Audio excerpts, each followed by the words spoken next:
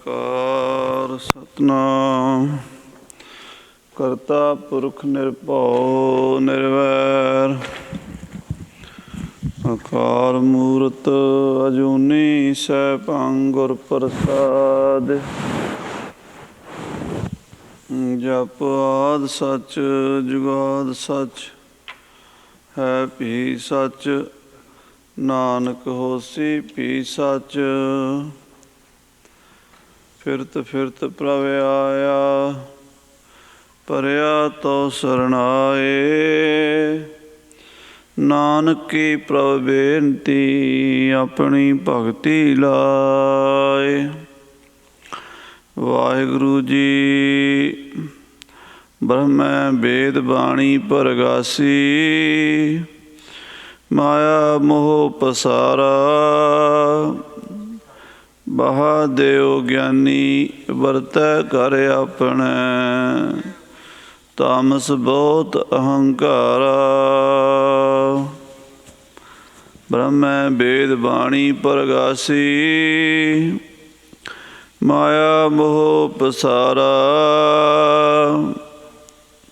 ਮਹਾਦੇਵ ਗਿਆਨੀ ਵਰਤੈ ਘਰ ਆਪਣੇ। ਤਾਮਸ ਬਹੁਤ ਅਹੰਕਾਰਾ ਕਿਸਨ ਸਦਾ ਅਵਤਾਰੀ ਰੂਦਾ। ਕਿਤ ਲਗ ਤਰੈ ਸੰਸਾਰਾ ਗੁਰਮੁਖ ਗਿਆਨ ਰਤੇ ਜੁਗ ਅੰਤਰ। ਚੁਕੈ ਮੋਹ ਗੁਬਾਰਾ। ਵਾਹਿਗੁਰੂ ਜੀ ਕਾ ਖਾਲਸਾ ਵਾਹਿਗੁਰੂ ਜੀ ਕੀ ਫਤਿਹ। ਪਰਮ ਸਨਮਾਨਯੋਗ ਸਤਿਕਾਰਯੋਗ ਗੁਰੂ ਖਾਲਸਾ ਸਾਧ ਸੰਗਤ ਜੀਓ, ਆਪ ਜੀ ਸਤਿਗੁਰਾਂ ਦੀ ਪਵਿੱਤਰ ਪਾਵਨ ਹਜ਼ੂਰੀ 'ਚ ਅੰਮ੍ਰਿਤ ਵੇਲੇ ਦੇ ਦੀਵਾਨਾਂ ਦੀਆਂ ਹਾਜ਼ਰੀਆਂ ਭਰ ਕੇ ਅੰਮ੍ਰਿਤਮਈ ਗੁਰਬਾਣੀ ਸ੍ਰੀ ਆਸਾ ਜੀ ਦੀ ਵਾਰ ਦੇ ਕੀਰਤਨ ਦਾ ਆਨੰਦ ਮਾਣ ਰਹੇ ਸੀ। ਆਓ ਹੁਣ ਆਪਣੀਆਂ ਮਨ ਬਿਰਤੀਆਂ ਨੂੰ ਸ੍ਰੀ ਗੁਰੂ ਅਮਰਦਾਸ ਮਹਾਰਾਜ ਤੀਸਰੇ ਪਾਤਸ਼ਾਹ ਜੀ ਦੇ ਪਵਿੱਤਰ ਪਾਵਨ ਚਰਨ ਕਮਲਾਂ ਵਿੱਚ ਇਕਾਗਰ ਕਰੀਏ। ਸਤਿਗੁਰੂ ਜੀ ਨੇ ਵਡਹੰਸ ਰਾਗ ਵਿੱਚ ਜੋ ਪਾਵਨ ਸ਼ਬਦ ਉਚਾਰਨ ਕੀਤੇ ਹਨ, ਇਹਨਾਂ ਦੀ ਲੜੀਵਾਰ ਕਥਾ ਹਰ ਰੋਜ਼ ਆਪ ਜੀ ਸਰਵਣ ਕਰ ਰਹੇ ਹੋ। ਹਰ ਕਰ ਕਿਰਪਾ ਸਤਿਗੁਰੂ ਮਿਲਾਇਆ। ਪੂਰੇ ਸਤਿਗੁਰ ਹਰ ਨਾਮ ਧਿਆਇਆ। ਪਰਮੇਸ਼ਰ ਨੇ, ਵਾਹਿਗੁਰੂ ਨੇ, ਨਿਰੰਕਾਰ ਨੇ ਜਿਨ੍ਹਾਂ 'ਤੇ ਕਿਰਪਾ ਕੀਤੀ ਹੈ, ਉਹਨਾਂ ਨੂੰ ਪੂਰੇ ਗੁਰੂ ਦਾ ਮਿਲਾਪ ਪ੍ਰਾਪਤ ਹੁੰਦਾ ਹੈ। ਕਿਉਂਕਿ ਪੂਰੇ ਸਤਿਗੁਰੂ ਜੀ ਨੇ ਆਪ ਉਸ ਪਰਮ ਤੱਤ ਪਰਮਾਤਮਾ ਪਰਮੇਸ਼ਰ ਵਾਹਿਗੁਰੂ ਦਾ ਨਾਮ ਜਪਿਆ ਹੈ ਅਤੇ ਆਪਣੇ ਸਿੱਖਾਂ ਨੂੰ ਜਪਾਇਆ ਹੈ। ਇਹ ਜਿਹੜੀ ਖੇਡ ਹੈ, ਬੜੀ ਅਗੰਮੀ ਨਿਰਾਲੀ ਨਿਆਰੀ ਖੇਡ ਹੈ। ਸੰਸਾਰ ਤੋਂ ਪਰੇ ਦੀ ਖੇਡ ਹੈ। ਬਾਕੀ ਸਾਰਾ ਸੰਸਾਰ ਸੰਸਿਆਂ ਭਰਮਾਂ ਵਿੱਚ ਹੀ ਵਿਆਪਿਤ ਰਹਿੰਦਾ ਹੈ। ਸੰਸਾਰੈ ਮੈਂ ਸਹਿਸਾ ਵਿਆਪੈ ਅਕਥ ਕਥਾ ਅਗੋਚਰ ਨਹੀਂ ਜਾਪੈ। ਸੰਸਾਰ ਵਿੱਚ ਹਰ ਵੇਲੇ ਕੀ ਬਣੇਗਾ, ਕੀ ਹੋਵੇਗਾ, ਕੀ ਕਰਾਂਗੇ, ਕਿੱਥੇ ਜਾਵਾਂਗੇ, ਕੀ ਖਾਵਾਂਗੇ, ਕੀ ਪੀਵਾਂਗੇ, ਕਿੱਦਾਂ ਰਹਾਂਗੇ, ਇਸੇ ਚਿੰਤਾ ਵਿੱਚ ਸੰਸ਼ੇ ਵਿੱਚ ਸੰਸਾਰ ਦੇ ਲੋਕ ਰਹਿੰਦੇ ਹਨ। ਪਰ ਅਕਥ ਕਥਾ ਅਗੋਚਰ ਨਹੀਂ ਜਾਪੈ। ਜਿਹੜੀ ਵਾਹਿਗੁਰੂ ਅਗੋਚਰ ਦੀ ਅਕਥ ਕਥਾ ਹੈ, ਜੋ ਇੰਦਰੀਆਂ ਦਾ ਵਿਸ਼ਾ ਹੀ ਨਹੀਂ ਹੈ, ਜੋ ਮਨ ਔਰ ਬੁੱਧੀ ਦਾ ਵਿਸ਼ਾ ਵੀ ਨਹੀਂ ਹੈ, ਉਸ ਅਗੋਚਰ ਪ੍ਰਭੂ ਦੀ ਅਕਥ ਕਥਾ ਇਸ ਜੀਵ ਨੂੰ ਸਮਝ ਨਹੀਂ ਆਉਂਦੀ। ਉਸ ਅਕਾਲ ਪੁਰਖ ਦੀ ਵਿਚਿੱਤਰ ਲੀਲਾ ਜੋ ਨਿਰੰਕਾਰ ਪਰਮੇਸ਼ਰ ਕਰਤਾ ਪੁਰਖ ਜੀ ਸਮਸਤ ਪ੍ਰਾਣੀਆਂ ਦੇ ਹਿਰਦੇ ਵਿੱਚ ਬਹਿ ਕੇ ਸਾਰਿਆਂ ਸਰੀਰਾਂ ਵਿੱਚ ਵਿਆਪਕ ਹੋ ਕੇ ਆਪਣੀ ਲੀਲਾ ਕਰ ਰਹੇ ਹਨ, ਉਸ ਅਸਚਰਜ ਬਾਤ ਨੂੰ, ਉਸ ਅਨੋਖੀ ਗੱਲ ਨੂੰ ਸੰਸਾਰੀ ਲੋਕ ਨਹੀਂ ਜਾਣ ਸਕਦੇ। ਗੁਰੂ ਉਸ ਅਗੰਮੀ ਖੇਡ ਨੂੰ ਸਮਝਦਾ ਹੈ ਅਤੇ ਸਿੱਖਾਂ ਨੂੰ ਸਮਝਾ ਸਕਦਾ ਹੈ। ਇਸ ਕਰਕੇ ਗੁਰ ਜੈਸਾ ਨਾਹੀ ਕੋ ਦੇਵ, ਗੁਰੂ ਵਰਗਾ ਕੋਈ ਦੇਵੀ ਦੇਵਤਾ ਨਹੀਂ ਹੈ। ਗੁਰ ਈਸ਼ਰ ਗੁਰ ਗੋਰਖ ਬਰਮਾ ਗੁਰ, ਸਾਡੇ ਲਈ ਸਾਡਾ ਸਤਿਗੁਰੂ ਹੀ ਸਮਸਤ ਸਾਰੀਆਂ ਸ਼ਕਤੀਆਂ ਦਾ ਮਾਲਕ ਹੈ। ਸੋ ਸਾਹਿਬ ਜੀ ਮਹਾਰਾਜ ਗੁਰੂ ਦੀ ਵਡਿਆਈ ਦਰਸਾਉਂਦੇ ਹੋਏ ਅੱਗੇ ਰਹਾਉ ਤੋਂ ਉਪਰੰਤ ਜੋ ਵਰਤਾਰਾ ਬ੍ਰਹਮਾ ਵਿਸ਼ਨੂੰ ਸ਼ਿਵ ਜੀ ਦਾ ਮਾਇਆ ਵੀ ਵਰਤਾਰਾ ਹੈ, ਕਿਉਂਕਿ ਏਕ ਬ੍ਰਹਮ ਚੇਤਨ ਅਖੰਡਤਾ ਤੇ ਉਪਜੀ ਇੱਛਾ, ਤਾਹੀ ਕੋ ਮਾਇਆ ਕਹੀਤ ਹੈ ਨੀਕੇ ਸੁਣੀਏ ਸਿੱਛਾ। ਇੱਕ ਬ੍ਰਹਮ ਚੇਤਨ ਤੋਂ ਹੀ ਜਦੋਂ ਨਿਰਗੁਣ ਤੋਂ ਸਰਗੁਣ ਹੁੰਦਾ ਹੈ, ਆਪਣੀ ਮਾਇਆ ਦੁਆਰਾ ਅਨੇਕ ਰੂਪ ਧਾਰਨ ਕਰਦਾ ਹੈ। ਉਹ ਜਿਹੜੀ ਇੱਛਾ ਹੈ ਉਸੇ ਨੂੰ ਹੀ ਮਾਇਆ ਕਹਿੰਦੇ ਹਨ। ਮੈਂ ਏਕ ਹਾਂ ਅਨੇਕ ਰੂਪ ਹੋ ਜਾਵਾਂ, ਕੀਤਾ ਪਸਾਓ ਏਕੋ ਕਵਾਓ, ਤਿਸਤੇ ਹੋਏ ਲਖ ਦਰਿਆਓ। ਏਕੋ ਹੰ ਬਹੁ ਸ਼ਿਆਮਾ, ਮੈਂ ਇੱਕ ਹਾਂ ਬਹੁਤ ਰੂਪ ਹੋ ਜਾਵਾਂ, ਐਸੀ ਇੱਛਾ ਨੂੰ ਹੀ ਮਾਇਆ ਕਹਿੰਦੇ ਹਨ। ਉਸ ਮਾਇਆ ਵਿੱਚੋਂ ਹੀ ਤਿੰਨਾਂ ਗੁਣਾਂ ਦੀ ਤ੍ਰੈਗੁਣੀ ਮਾਇਆ ਦਾ ਪਸਾਰਾ ਪਸਰਿਆ ਹੈ। ਬ੍ਰਹਮਾ ਵਿਸ਼ਨ ਮਹੇਸ਼, ਰਜੋ ਤਮੋ ਸਤੋ। ਰਜੋਗੁਣੀ ਬ੍ਰਹਮਾ ਹੈ, ਸਤੋਗੁਣੀ ਵਿਸ਼ਨੂੰ ਹੈ, ਤਮੋਗੁਣੀ ਸ਼ਿਵ ਜੀ ਹੈ। ਪੈਦਾ ਕਰਨ ਵਾਲਾ ਬ੍ਰਹਮਾ ਹੈ, ਪਾਲਣਾ ਵਾਲਾ ਵਿਸ਼ਨੂੰ ਹੈ, ਸੰਘਾਰ ਕਰਨ ਵਾਲਾ ਸ਼ਿਵ ਜੀ ਹੈ। ਇਸ ਪ੍ਰਕਾਰ ਨਾਲ ਇਹ ਤ੍ਰੈਗੁਣੀ ਮਾਇਆ ਦੀ ਖੇਡ ਸਾਹਿਬ ਜੀ ਦੱਸ ਰਹੇ ਨੇ ਕਿ ਇਹ ਗੁਰੂ ਦੇ ਬਰਾਬਰ ਨਹੀਂ ਹੈ। ਗੁਰ ਜੈਸਾ ਨਾਹੀ ਕੋ ਦੇਵ, ਆਓ ਸਰਵਣ ਕਰੀਏ ਪ੍ਰੇਮ ਸਹਿਤ ਆਖੀਏ ਸਤਿਨਾਮ ਵਾਹਿਗੁਰੂ ਸਾਹਿਬ ਜੀ। ਸਤਿਨਾਮ ਸ੍ਰੀ ਵਾਹਿਗੁਰੂ। ਬ੍ਰਹਮੈ ਵੇਦ ਬਾਣੀ ਪ੍ਰਗਾਸੀ, ਮਾਇਆ ਮੋਹ ਪਸਾਰਾ। ਬ੍ਰਹਮੇ ਨੇ ਵੇਦ ਬਾਣੀ ਦਾ ਪ੍ਰਕਾਸ਼ ਕੀਤਾ ਹੈ। ਮਹਾਰਾਜ ਸਾਹਿਬ ਸ੍ਰੀ ਗੁਰੂ ਗੋਬਿੰਦ ਸਿੰਘ ਜੀ ਲਿਖਦੇ ਹਨ ਕਿ ਕਾਲ ਪੁਰਖ ਨੇ ਵਿਸ਼ਨੂੰ ਨੂੰ ਆਪਣੇ ਕੋਲ ਬੁਲਾਇਆ ਅਤੇ ਹੁਕਮ ਦਿੱਤਾ ਵੀ ਤੂੰ ਹੁਣ ਬ੍ਰਹਮਾ ਦਾ ਰੂਪ ਧਾਰਨ ਕਰ ਅਤੇ ਸ੍ਰਿਸ਼ਟੀ ਦੀ ਉਤਪਤੀ ਕਰ ਅਤੇ ਵੇਦਾਂ ਦਾ ਪ੍ਰਕਾਸ਼ ਕਰ। ਇਹ ਰਜੋਗੁਣੀ ਬਿਰਤੀ ਹੈ ਮਾਇਆ ਦੀ, ਜਿਸ ਨੂੰ ਬ੍ਰਹਮਾ ਕਹਿੰਦੇ ਹਨ। ਇਹਦੇ ਵਿੱਚ ਮੋਹ ਪ੍ਰਧਾਨ ਹੁੰਦਾ ਹੈ, ਕਾਮ ਪ੍ਰਧਾਨ ਹੁੰਦਾ ਹੈ। ਕਾਮ ਅਤੇ ਮੋਹ ਇਹ ਉਤਪਤੀ ਦਾ ਕਾਰਨ ਬਣਦੇ ਹਨ ਸੂਖਮ ਰੂਪ ਦੇ ਵਿੱਚ।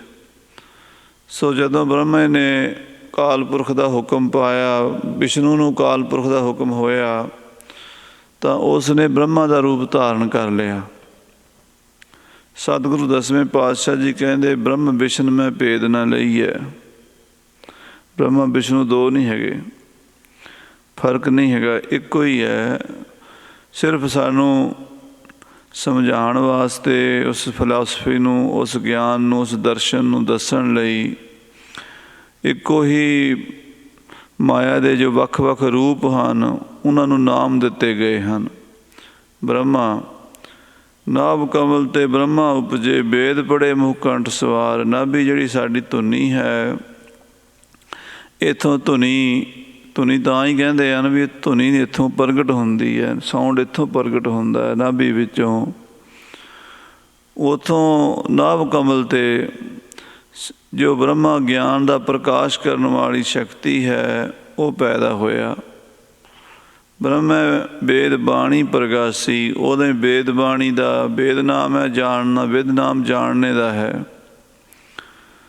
ਜਿੱਥੋਂ ਜਾਣਕਾਰੀ ਨੂੰ, ਨੌਲੇਜ ਨੂੰ, ਗਿਆਨ ਨੂੰ, ਅਨੁਭਵ ਨੂੰ ਬਿਆਨ ਕੀਤਾ ਜਾਵੇ ਉਹਨੂੰ ਵੇਦ ਕਹਿੰਦੇ ਹਨ। ਵੇਦ ਦੇ ਵੀ 3 ਹਿੱਸੇ ਕੀਤੇ ਗਏ, ਕਰਮ ਕਾਂਡ, ਉਪਾਸਨਾ ਕਾਂਡ, ਗਿਆਨ ਕਾਂਡ। ਕਰਮ ਦੇ ਵਿੱਚ ਦੱਸਿਆ ਕਿਹੜਾ ਕੰਮ ਕਰਨਾ, ਕਿਹੜਾ ਨਹੀਂ ਕਰਨਾ।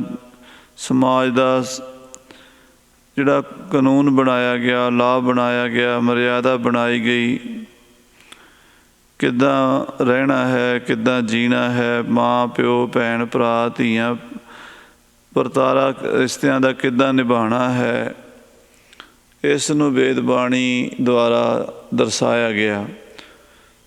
80% ਕਰਮ ਕਾਂਡ ਹੀ ਹੈ, ਕਿਉਂਕਿ ਸੰਸਾਰ ਵਿੱਚ 80% ਬਾਹਰਮੁਖੀ ਬਿਰਤੀਆਂ ਵਾਲੇ ਲੋਕ ਕਰਮ ਦੇ ਆਧਾਰ 'ਤੇ ਜਿਉਂਦੇ ਹਨ। ਬਿਨਾਂ ਕਿਰਿਆ ਦੇ ਨਿਸ਼ਕਿਰਿਆ ਕੋਈ ਵੀ ਨਹੀਂ ਹੈ। ਕੋਈ ਕਹੇ ਨਾ ਮੈਂ ਵਿਹਲਾ ਬੈਠਾ, ਤਾਂ ਉਹਨੂੰ ਨਿਸ਼ਕਿਰਿਆ ਨਹੀਂ ਕਹਿ ਸਕਦੇ, ਕਿਉਂਕਿ ਬੈਠਣਾ ਵੀ ਗ੍ਰਾਮਰ ਦੀ ਬੋਲੀ ਵਿੱਚ ਕਿਰਿਆ ਹੁੰਦੀ ਹੈ, ਵਰਬ ਹੁੰਦੀ ਹੈ। ਇਸੇ ਤਰ੍ਹਾਂ ਉਹ ਕੋਈ ਵੀ ਜਿਹੜਾ ਪ੍ਰਾਣੀ ਹੈ, ਜੀਵ ਹੈ, ਪਸ਼ੂ ਪੰਛੀ, ਦੇਵੀ ਦੇਵਤਾ, ਰਿਸ਼ੀ ਮੁਨੀ, ਕੋਈ ਵੀ ਐਸਾ ਨਹੀਂ ਜੋ ਨਿਸ਼ਕਿਰਿਆ ਹੋਵੇ। ਸੋ ਰਜੋਗੁਣ ਜਿਹੜਾ ਹੈ ਉਹ ਕਿਰਿਆਸ਼ੀਲ ਹੁੰਦਾ ਹੈ। ਤੋ ਬ੍ਰਹਮੇ ਨੇ ਕਰਮ ਕਾਂਡ ਦਾ ਜ਼ਿਆਦਾ ਜ਼ੋਰ ਦਿੱਤਾ। ਅਤੇ ਦੂਸਰਾ ਭਗਤੀ ਉਪਾਸਨਾ। ਜਦੋਂ ਇਸ ਸੰਸਾਰ ਤੋਂ ਪਰੇ ਕੋਈ ਪਰਮ ਸੱਤਾ ਨੂੰ ਜਾਣਨਾ ਹੈ ਤਾਂ ਉਹਦੀ ਭਗਤੀ ਕਰਨੀ ਪੈਂਦੀ, ਉਪਾਸਨਾ ਕਰਨੀ ਪੈਂਦੀ ਹੈ। ਉਹ ਪਰਮ ਸੱਤਾ ਦੀ ਉਪਾਸਨਾ 16% ਲੋਕ ਸੰਸਾਰ 'ਚ ਕਰਦੇ ਨੇ। ਇਸ ਕਰਕੇ 16% ਹੀ ਉਪਾਸਨਾ ਕਾਂਡ ਵੇਦ ਵਿੱਚ ਆਉਂਦਾ ਹੈ। 4% ਆਤਮ ਗਿਆਨੀ ਪੁਰਸ਼ ਹੁੰਦੇ ਨੇ। ਇਸ ਕਰਕੇ ਉਪਨਿਸ਼ਦ ਜਿਹੜੇ ਹਨ ਵੇਦ ਦਾ ਉਹ ਭਾਗ ਹਨ ਜਿਹਦੇ ਵਿੱਚ ਆਪਣੀ ਆਤਮਾ ਦੇ ਸਰੂਪ ਤੋਂ ਬਿਨਾਂ ਹੋਰ ਕੋਈ ਚਰਚਾ ਹੀ ਨਹੀਂ। ਮਾਂਡੂਕਿਆ, ਈਸ਼ਾਵਾਸਿਆ, ਮਾਂਡੂਕ, ਇੱਦਾਂ ਸਾਧ ਸੰਗਤ ਜੀ ਇਹ ਮੁੱਖ 11 ਉਪਨਿਸ਼ਦਾਂ ਹਨ। ਵੈਸੇ ਤਾਂ 108 ਉਪਨਿਸ਼ਦਾਂ ਹਨ ਜਿਨ੍ਹਾਂ ਵਿੱਚ ਆਤਮ ਚਿੰਤਨ ਹੀ ਕੀਤਾ ਗਿਆ, ਗਿਆਨ ਮੰਥਨ ਹੀ ਕੀਤਾ ਗਿਆ ਹੈ। ਵੇਦਾਂ ਦਾ ਹਿੱਸਾ ਉਪਨਿਸ਼ਦ। ਗਿਆਨ ਕਾਂਡ ਉਹਨੂੰ ਹੀ ਕਹਿੰਦੇ ਆ, ਵਿਦਾਂਤ ਵੀ ਉਹਨੂੰ ਹੀ ਕਹਿੰਦੇ ਆ। ਸੋ ਜਿਹੜਾ ਉਪਨਿਸ਼ਦ ਹੈ, ਉਪਨਾਮ ਨੇੜੇ ਦਾ, ਨਿਸ਼ਦ ਨਾਮ ਬੈਠਣੇ ਦਾ ਹੈ। ਆਪਣੇ ਨੇੜੇ ਬੈਠਣ ਨੂੰ ਉਪਨਿਸ਼ਦ ਕਹਿੰਦੇ ਹਨ। ਆਪਣੇ ਨੇੜੇ ਭਾਵ ਮਨ ਤੋਂ ਵੀ ਨੇੜੇ, ਬੁੱਧੀ ਤੋਂ ਵੀ ਨੇੜੇ, ਆਪਣੀ ਆਤਮਾ ਦੇ ਨੇੜੇ ਬੈਠਣਾ, ਉਸ ਨੂੰ ਉਪਨਿਸ਼ਦ ਕਹਿੰਦੇ ਹਨ। ਸੋ ਬ੍ਰਹਮਾ ਜੀ ਨੇ ਵੇਦ ਬਾਣੀ ਪ੍ਰਗਾਸੀ ਦੁਨੀਆ ਦੇ ਵਿੱਚ, ਪਰ ਮਾਇਆ ਮੋਹ ਪਸਾਰਾ, ਜਿੰਨਾ ਵੀ ਪਸਾਰਾ ਸੀਗਾ ਪਸਾਰਿਆ ਉਹ ਮਾਇਆ ਦੇ ਮੋਹ ਵਾਲਾ ਹੀ ਸੀ। ਸੰਸਾਰ ਜੋ ਪੈਦਾ ਕਰਤਾ, ਆਹ ਕਰੋ ਆਹ ਨਾ ਕਰੋ, ਪਤੀ ਪਤਨੀ ਦੇ ਸੰਬੰਧ ਬਣਾਏ, ਉਹਦੇ ਵਿੱਚੋਂ ਬੱਚੇ ਪੈਦਾ ਕੀਤੇ, ਬੱਚਿਆਂ 'ਚੋਂ ਫਿਰ ਮੋਹ ਤਾਂ ਹੋਵੇਗਾ ਹੀ। ਕਾਮ ਅਤੇ ਮੋਹ ਪ੍ਰਧਾਨ ਹੈ ਰਜੋਗੁਣੀ ਬਿਰਤੀ ਵਿੱਚ। ਸੋ ਬ੍ਰਹਮੇ ਨੇ ਮਾਇਆ ਦਾ ਮੋਹ ਪਸਾਰ ਦਿੱਤਾ। ਕਹਿੰਦੇ ਜਦੋਂ ਪਹਿਲਾ ਬੱਚਾ ਹੋਇਆ, ਨਾਰਦ ਮੁਨੀ ਨੂੰ ਜਨਮ ਦਿੱਤਾ ਅਤੇ ਉਹ ਸਾਧ ਬਣ ਗਿਆ। ਉਹ ਗਿਆਨ ਲੈਣ ਵਾਸਤੇ ਚਲਾ ਗਿਆ। ਉਹਦੇ ਪਿੱਛੋਂ ਬ੍ਰਹਮੇ ਨੂੰ ਫਿਰ ਬੜਾ ਉਦਾਸੀ ਹੋਈ ਵੀ ਮੈਂ ਤਾਂ ਪੁੱਤਰ ਪੈਦਾ ਕੀਤਾ ਸੀ, ਵੀ ਵਿਆਹ ਕਰਾਏਗਾ, ਨਿਆਣੇ ਜੰਮੇਗਾ, ਗਾਂ ਦੀ ਗਾਂ ਦੁਨੀਆ ਬਣੇਗੀ, ਪਰ ਇਹ ਤਾਂ ਸਾਧ ਬਣ ਗਿਆ। ਉਹਨੇ 4 ਬੱਚੇ ਹੋਰ ਪੈਦਾ ਕਰਤੇ, ਸਨਕ, ਸਨੰਦਨ, ਸਨਾਤਨ ਅਤੇ ਸੰਤ ਕੁਮਾਰ। ਇੱਕ ਦਿਨ ਨਾਰਦ ਮੁਨੀ ਘੁੰਮਦਾ ਘੁੰਮਦਾ, ਜਦੋਂ ਬਾਪੂ ਘਰ ਕੋਈ ਨਹੀਂ ਸੀ, ਘਰ ਆ ਗਿਆ। ਕਹਿਣ ਲੱਗਾ ਆਪਣੇ ਛੋਟੇ ਭਰਾਵਾਂ ਨੂੰ, ਕਹਿੰਦਾ ਮੈਂ ਤੁਹਾਨੂੰ ਇੱਕ ਗੱਲ ਦੱਸਾਂ, ਬਾਪੂ ਤੁਹਾਨੂੰ ਬੰਧਨ 'ਚ ਪਾਉਣਾ ਚਾਹੁੰਦਾ। ਮੈਂ ਤਾਂ ਨਿਕਲ ਗਿਆ ਸੀ, ਭੱਜ ਗਿਆ ਸੀ, ਅਤੇ ਤੁਸੀਂ ਫਸ ਜਾਣਾ। ਅਤੇ ਤੁਸੀਂ ਕਿਹੜੇ ਚੱਕਰ 'ਚ ਪਾਓਗੇ? ਵਿਆਹ ਹੋਵੇਗਾ, ਫਿਰ ਨਿਆਣੇ ਹੋਣਗੇ, ਫਿਰ ਉਹਨਾਂ ਦੇ ਨਿਆਣੇ ਹੋਣਗੇ, ਫਿਰ ਤੁਹਾਡੀ ਬਿਰਤੀ ਉਹਨਾਂ 'ਚ ਹੀ ਰਹੇਗੀ, ਫਸੇ ਰਹੋਗੇ। ਪਰਮੇਸ਼ਰ ਦੀ ਭਗਤੀ ਕਰ ਲਓ।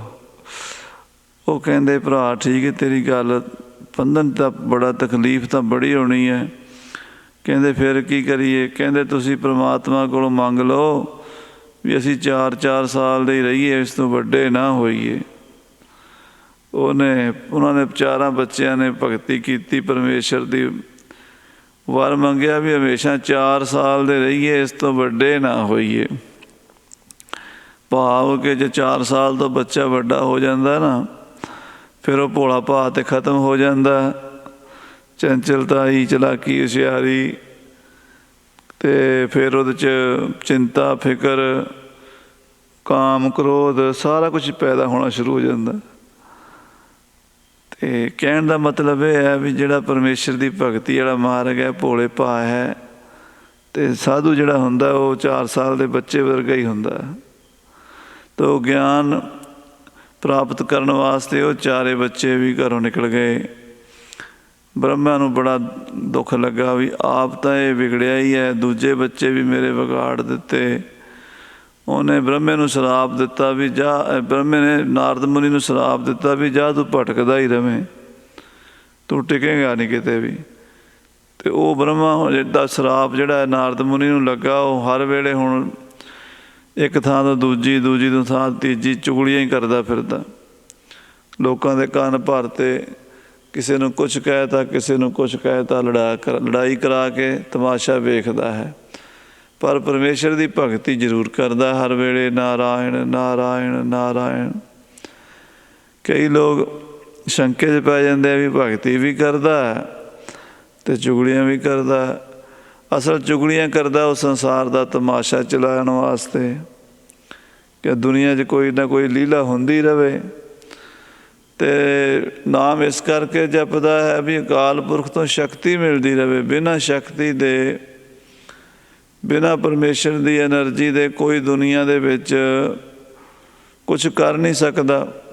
ਅੱਜ ਜਿੰਨੀ ਦੁਨੀਆ ਭੱਜੀ ਫਿਰਦੀ ਹੈ, ਸਾਰੀ ਪਰਮੇਸ਼ਰ ਦੀ ਸ਼ਕਤੀ ਨਾਲ ਹੀ ਭੱਜੀ ਫਿਰਦੀ ਹੈ। ਇਸ ਕਰਕੇ ਬ੍ਰਹਮਾ ਨੇ ਮਾਇਆ ਦਾ ਮੋਹ ਪਸਾਰਿਆ।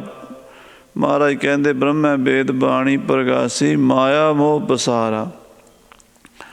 ਮਹਾਦੇਵ ਗਿਆਨੀ ਵਰਤੈ ਘਰ ਆਪਣੇ, ਤਾਮਸ ਬਹੁਤ ਹੰਕਾਰਾ। ਮਹਾਦੇਵ ਸ਼ਿਵ ਜੀ ਨੂੰ ਕਿਹਾ ਹੈ, ਉਹ ਆਤਮ ਗਿਆਨੀ ਆਤਮ ਚਿੰਤਨ ਵਿੱਚ ਲੀਨ ਰਹਿੰਦਾ ਹੈ। ਵਰਤੈ ਘਰ ਆਪਣੇ, ਆਪਣੇ ਘਰ ਵਰਤਣ ਦਾ ਮਤਲਬ ਧਿਆਨ ਆਪਣੇ ਤੋਂ ਬਾਹਰ ਨਹੀਂ ਜਾਣ ਦਿੰਦਾ। ਆਪਣੇ ਅੰਦਰ ਬਿਰਤੀ ਜਿਹੜੀ ਹੈ ਇਕਾਗਰ ਕਰਕੇ ਬੈਠਾ ਰਹਿੰਦਾ, ਸਮਾਧੀ ਲਾ ਕੇ। ਅੱਕ ਧਤੂਰਾ ਖਾਵਣਾ, ਰਾਤੀ ਵਾਸਾ ਮੜੀ ਮਸਾਣੇ। ਅੱਕ ਧਤੂਰਾ ਸੁੱਖਾ ਛਕ ਲੈਣਾ ਅਤੇ ਬਸ ਸਮਾਧੀ 'ਚ ਬੈਠੇ ਰਹਿਣਾ, ਮੜੀਆਂ ਦੇ ਵਿੱਚ ਆਸਣ ਲਾ ਕੇ। ਇਹ ਮਹਾਂਦੇਵ ਦਾ ਧਰਮ ਹੈ। ਅਤੇ ਉਹਦੇ ਅੰਦਰ ਕਹਿੰਦੇ ਵਰਤੈ ਘਰ ਆਪਣੇ, ਆਪਣੇ ਧਿਆਨ ਵਿੱਚ ਤਾਂ ਰਹਿੰਦਾ। ਧਿਆਨੀ ਤਾਂ ਬੜਾ 1 ਨੰਬਰ ਦਾ ਹੈ, ਪਰ ਤਾਮਸ ਬਹੁਤ ਹੰਕਾਰਾ। ਤਮੋ ਗੁਣ ਪ੍ਰਧਾਨ ਹੋਣ ਕਰਕੇ ਹੰਕਾਰ, ਗੁੱਸਾ ਵੀ ਬੜਾ। ਸਮਾਧੀ 'ਚ ਬੈਠਾ ਹੋਇਆ ਸੀਗਾ, ਉਸਨੂੰ ਸਮਾਧੀ 'ਚੋਂ ਉਥਾਨ ਕਰਨ ਵਾਸਤੇ ਕਾਮਦੇਵ ਆ ਗਿਆ ਅਤੇ ਸਾਹਮਣੇ ਆ ਕੇ ਨਾਚ ਕਰਨ ਲੱਗ ਪਿਆ। ਜਦੋਂ ਇਹਦੀ ਅੱਖ ਖੁੱਲ੍ਹੀ, ਤੀਸਰੀ ਅੱਖ ਖੋਲ੍ਹ ਕੇ, ਤੀਸਰੀ ਅੱਖ ਕਿਹੜੀ ਹੈ? ਗਿਆਨ ਦੀ ਦਿਵ ਦ੍ਰਿਸ਼ਟੀ। ਉਹ ਜਦੋਂ ਤੀਜੀ ਅੱਖ ਖੋਲ੍ਹੀ ਅਤੇ ਕਾਮ ਨੂੰ ਸਾੜ ਦਿੱਤਾ ਗੁੱਸੇ 'ਚ ਆ ਕੇ ਵੀ ਤੂੰ ਮੇਰੀ ਬਿਰਤੀ ਖਰਾਬ ਕਰਦਾ। ਕਾਮ ਸਾੜਦਾ, ਪਰ ਤਮੋ ਗੁਣ ਅਤੇ ਹੰਕਾਰ ਤਾਂ ਨਹੀਂ ਸੜਿਆ। ਉਹ ਉੱਦਾਂ ਹੀ ਦੇ ਕਾਮ ਸਾੜ ਦਿੱਤਾ। ਕਾਮ ਦੀ ਘਰ ਵਾਲੀ ਜਾ ਕੇ ਕਹਿੰਦੀ ਰਤੀ, ਭਗਵਾਨ ਭੋਲੇਨਾਥ ਮੈਨੂੰ ਵਿਧਵਾ ਕਰ ਦਿੱਤਾ, ਮੇਰਾ ਪਤੀ ਮਾਰ ਦਿੱਤਾ। ਸੰਸਾਰ ਦੇ ਵਿੱਚ ਕਾਮ ਦੇਵਤਾ ਬੜੀ ਵੱਡੀ ਸ਼ਕਤੀ ਭਗਵਾਨ ਨੇ ਪੈਦਾ ਕੀਤੀ, ਤੂੰ ਸਾੜ ਦਿੱਤਾ। ਕਹਿਣ ਲੱਗਾ ਹੁਣ ਅੱਜ ਤੋਂ ਬਾਅਦ ਇਹ ਅਨੰਗ ਹੋ ਗਿਆ। ਕਾਮ ਦੇ ਬਹੁਤ ਸਾਰੇ ਨਾਮ ਸਾਡੇ ਗ੍ਰੰਥਾਂ 'ਚ ਆਉਂਦੇ ਨੇ। ਇੱਕ ਨਾਮ ਅਨੰਗ ਵੀ ਆਉਂਦਾ, ਬਾਰ ਆਉਂਦਾ, ਅਨੰਗ, ਅੰਗ ਤੋਂ ਰਹਿਤ। ਕਹਿਣ ਲੱਗੇ ਅੱਜ ਤੋਂ ਬਾਅਦ ਅਨੰਗ ਹੋ ਗਿਆ, ਇਹਦਾ ਆਪਣਾ ਸਰੀਰ ਨਹੀਂ ਕੋਈ ਰਹੇਗਾ, ਪਰ ਸਾਰਿਆਂ ਸਰੀਰਾਂ 'ਚ ਰਹੇਗਾ। ਕਾਮ ਜਿਹੜਾ ਹੈ 84 ਲੱਖ ਜੂਨਾਂ ਦੇ ਵਿੱਚ, ਦੇਖੋ ਕੀੜੀ ਦੇ ਵਿੱਚ ਵੀ ਹੈ, ਜਿੰਨੇ ਵੀ ਪਸ਼ੂ ਪੰਛੀ ਹਨ, ਜਾਨਵਰ ਹਨ, ਜੰਗਲ ਦੇ ਵਿੱਚ ਹਨ, ਭਾਵੇਂ ਪਹਾੜਾਂ ਵਿੱਚ ਹਨ, ਭਾਵੇਂ ਸਮੁੰਦਰਾਂ ਵਿੱਚ ਹਨ, ਸਾਰੇ 84 ਲੱਖ ਜੂਨਾਂ ਵਿੱਚ, ਦੇਵੀ ਦੇਵਤਿਆਂ ਵਿੱਚ ਵੀ ਕਾਮ ਦੀ ਪ੍ਰਵਿਰਤੀ ਰਹਿੰਦੀ ਹੈ। ਨਾ ਹੋਵੇ ਤਾਂ ਪੈਦਾਵਾਰ ਨਹੀਂ ਹੁੰਦੀ ਸੰਸਾਰ ਦੀ। ਸ਼ਿਵ ਜੀ ਕਹਿਣ ਲੱਗੇ ਵੀ ਹੁਣ ਇਹ ਰਹੇਗਾ ਸਰੀਰਾਂ ਦੇ ਵਿੱਚ ਸਾਰਿਆਂ ਦੇ। ਅਤੇ ਦੁਆਪਰ ਯੁੱਗ ਵਿੱਚ ਕ੍ਰਿਸ਼ਨ ਭਗਵਾਨ ਹੋਣਗੇ, ਉਹਨਾਂ ਦਾ ਪੋਤਰਾ ਬਣ ਕੇ ਜਨਮ ਲਵੇਗਾ ਅਤੇ ਰਤੀ ਉਦੋਂ ਤੋਂ ਉਹਨਾਂ ਨੂੰ चित्रलेखा के रूप में, पत्नी के रूप में मिलेंगी। आ जिहड़ी आपां पिछे कथा कीती सी, सुपने आया पी गया मैं जल भरिया रोए, वो इहदे नाल ही संबंधित है। सो साध संगत जी, ब्रह्मे ने वेद बाणी प्रकाशी ते माया का मोह पसार दिता, ते महादेव ज्ञानी वरतै घर अपने। वो महादेव शिव जी जिहड़ा अपने ध्यान विच रहिंदा है, पर तामस बहुत हंकार आ, तमो गुण प्रधान बहुत होने करके हंकार विच हर वेले तरसूल चुक्या होया, माड़ा जा कोई तिड़फिड़ करे उस वेले पार लंघा देना। शिव जी का कहते जिहड़ा महाराज ने दसम पातशाह जी ने दसिया है, तमोगुण प्रधान दुनिया नूं खत्म करने वाली शक्ति है। अजकल साडे विच भी एकदम कईयां दे कान खड़े हो जाते भी ये कित्थों आ गई जी कथा, ये क्यों लिखता गुरु ग्रंथ साहब विच इदां दीयां गल्लां, ये कोलों ही ज्ञानी सुनाई जाते हैं।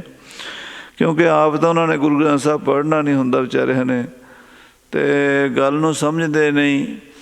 गुरु साहब जी महाराज ने किद्दां खंडन किया, किद्दां मंडन किया, किहड़ी गल विचों समझाई है। इत्थे गुरु की महिमा दसी है भी गुरु तो बिना निस्तारा नहीं हुंदा, गुरु तो बिना बेड़ा बनने नहीं लगता। पर शिव जी जिहड़ा दसिया गया स्वरूप जो कल्पना की गई, वो इस संसार दे विच जो वरतदा है देखा जाता है, ओनू बयान किया गया। महाराज लिखते हैं, काल पुरख ने वेख्या कि ब्रह्मे ने बड़ी दुनिया पैदा करती है, मोह करके जीव पैदा करी जाते हैं। दुनिया के बच्चे इन्ने पैदा हो गए भी जिमें कीड़े होंदे, इवें दुनिया थां थां ते कीड़े भी, पशु भी, पंछी भी, बंदे भी, जंगल समुंदर के जीव भी बहुत ज़्यादा हो गए, बहुत ज़्यादा। तो अकाल पुरख ने विष्णु नूं बुला के कहा भी अब तुम रुद्र स्वरूप धरो, हे विष्णु हुण तू ही रुद्र रूप धारण कर ले। विष्णु कहते ज्ञान संपन्न शक्ति नूं, जिहड़ी नॉलेज रखती है, कुछ कर सकती है हरकत, ज्ञान क्योंकि सतोगुण जिहड़ा है वो ज्ञान संपन्न है, उहदे विच चेतना जिहड़ा है सूक्ष्म होने करके चेतना हुंदी है। तो सतोगुणी विष्णु नूं हुक्म होया भी तू रुद्र स्वरूप भी धारण कर, जग जीवन को चल नाश करो। बहुत जीव जंत पैदा हो रहे ने, जे इदां ही पैदा ही होंदे रहे, मरे कोई ना, तो धरती ते थां नहीं कोई रहनी। इत्थे तो बंदे दे विच बंदा वजू टक्करां मारी जाणगे, तो स्पेस नहीं रहेगा धरती उत्ते। इस करके भगवान ने ड्यूटी लाती, उन्हें तरसूल फड़ के सारे मारने शुरू करते। एक संसारी, एक भंडारी, एक लाए दी बाण। भाई साहब संतोख सिंह जी ने पाठ भी इदां कीता, अर्थ भी इदां कीते ने। लाए दी बाण संप्रदाय च मुख पाठ भी ये मन्निया जाता है। लाए कहने लाए करना, समाप्त समेटना, लीनता करनी। दी मैंने संबंध की शब्द है, लाए दी लै करन दी। बाण कहते ने आदत, सुभाਅ कहते जिहदे विच समेटण दा सुभाਅ है, ये मुख अर्थ है। कई गुरमुखां ने दीवान का अर्थ किया है भी वो कचहरी लांदा है, पर जितों तक शिव जी का संबंध है वो कचहरी कोई नहीं लांदा, कचहरी धर्मराज लांदा, शिव जी का मारदा ही है। सो शिव जी वड्डी शक्ति नूं कहा है, धर्मराज उहदे अंतर्गत एक शक्ति है। सो वो समेटना समेट देना, बस जिवें मर्जी समेटे। उसनूं कहंदे है तमोगुणी बिरती वाला रुद्र स्वरूप शिव जी। तामस बहुत अहंकार है, बहुत अहंकार है उसके अंदर, तामसी बिरती है। किशन सदा अवतारी रूदा, कित लग तरह संसारा। इत्थे किशन का अर्थ विशन है, क्योंकि विष्णु जी के अवतार ये सारे 24 मन्ने गए ने। दसम पातशाह जी ने लिखा, जे 24 अवतार कहाए तिन भी तुम प्रभ तनक ना पाए। सो उन्हां दी आपां कथा कल नूं फिर विचारांगे। समय के लिहाज नाल समाप्ति है। फतेह बुलाओ। वाहिगुरू जी का खालसा, वाहिगुरू जी की फतेह। राम कली महला तीजा। आनंद एक ओंकार सतगुर प्रसाद। आनंद पाया मेरी माए, सतगुरु पाया, सतगुर तां पाया सहज सेती। मन वजियां वधाइयां, राग रतन परवार परियां। शब्द गावण आईयां, शब्दों तां गावो हरि केरा। ਮਨ ਜਿਨੀ ਵਸਾਇਆ, ਕਹਿ ਨਾਨਕ ਆਨੰਦ ਹੋਆ। ਸਤਿਗੁਰੂ ਮੈਂ ਪਾਇਆ, ਏ ਮਨ ਮੇਰਿਆ, ਤੂੰ ਸਦਾ ਰਹੋ ਹਰ ਨਾਲੇ।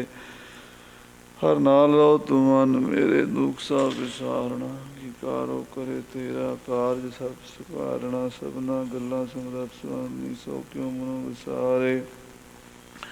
ਕਹਿ ਨਾਨਕ ਮਨ ਮੇਰੇ, ਸਦਾ ਰਹੋ ਹਰ ਨਾਲੇ। ਸਾਚੇ ਸਾਹਿਬਾ ਕਿਆ ਨਾਹੀ ਕਰ ਤੇਰੇ, ਘਰ ਤਾਂ ਤੇਰੇ ਸਭ ਕਿਛ ਹੈ, ਜਿਸ ਦੇਹ ਸੋ ਪਾਵੇ। ਸਦਾ ਸਿਵ ਸਲਾਹ ਤੇਰੀ, ਨਾਮ ਮਨ ਵਸਾਵੇ। ਨਾਮ ਜਿਨ ਕੈ ਮਨ ਵਸਿਆ, ਵਾਜੇ ਸ਼ਬਦ ਕਨੇਰੇ। ਕਹਿ ਨਾਨਕ ਸੱਚੇ ਸਾਹਿਬ ਕਿਆ ਨਾਹੀ ਕਰ ਤੇਰੇ, ਸਾਚਾ ਨਾਮ ਮੇਰਾ ਆਧਾਰੋ।